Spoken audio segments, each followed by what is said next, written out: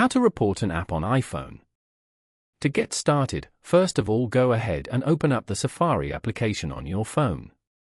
Safari allows users to browse the internet, view websites, and manage browsing data. Once you're here, go to the search bar at the bottom. Then, go to reportaproblem.apple.com.